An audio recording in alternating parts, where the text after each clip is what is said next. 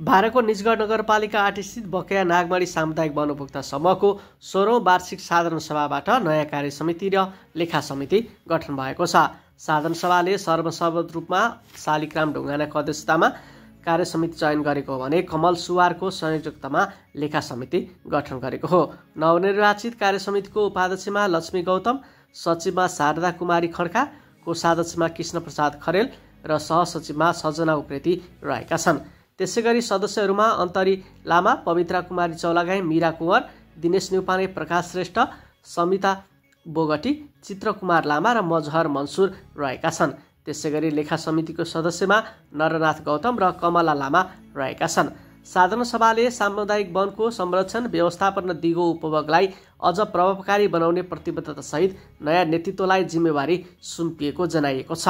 वन समूहका अध्यक्ष रामप्रसाद ओझाको अध्यक्षतामा भएको कार्यक्रममा मध्य प्रदेशका प्रदेश सांसद मीना लामा, डिभिजन वन कार्यालय 12 का प्रमुख राजीव झा, वडा नम्बर 8 का वडा अध्यक्ष स्वर्ण लामा, सामुदायिक वन उपभोक्ता महासङ्घकी केन्द्रीय सदस्य दुर्गा कोइराला, जिल्ला अध्यक्ष रामजी बजगाई, पूर्व वडा अध्यक्ष टेक बहादुर लामा लगायतले शुभकामना मन्तव्य व्यक्त गरेका थिए। कार्यक्रमको सहजीकरण कार्यालय प्रमुख हरिप्रसाद न्युपानेले गरेका थिए। अध्यक्ष शालिग्राम ढुङ्गानाथ, उपाध्यक्ष लक्ष्मी गौतम,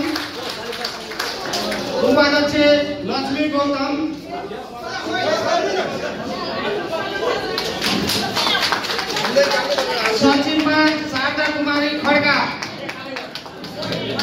कोषाध्यक्ष कृष्ण प्रसाद खरेल, सहसचिव सजना उप्रेती, सदस्य अन्तरी लामा, त्यसैगरी सदस्य समिता बोगटी खड्का, त्यसैगरी सदस्य मीरा कुँवर, त्यसैगरी सदस्य पवित्रा कुमारी चौलागाई, सदस्य दिनेश न्युपाने, त्यसैगरी सदस्य प्रकाश श्रेष्ठ, त्यसैगरी सदस्य चित्रकुमार लामा, त्यसैगरी सदस्य मजहर मन्सुर,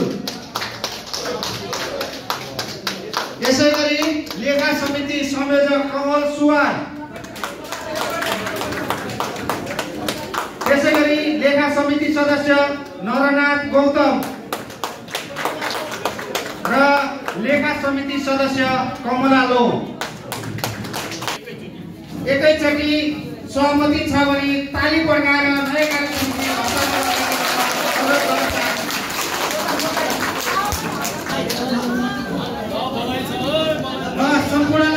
सम्पूर्णबाट सहमति आएको बुझिमा आएकोले हामी अझै एक फेर जोरदार तालीसहित नयाँ धन्यवाद।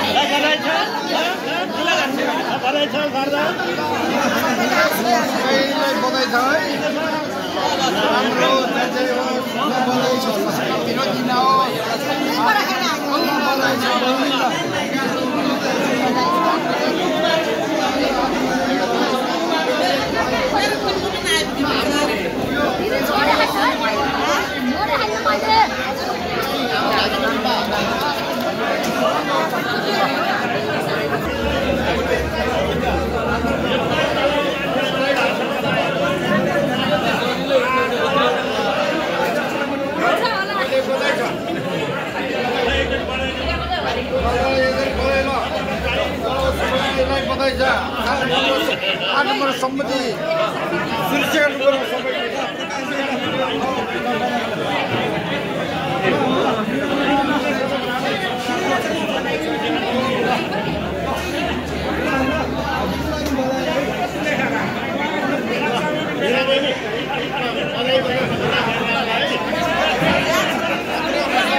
फरकनेपाल.com सधैँ फरक।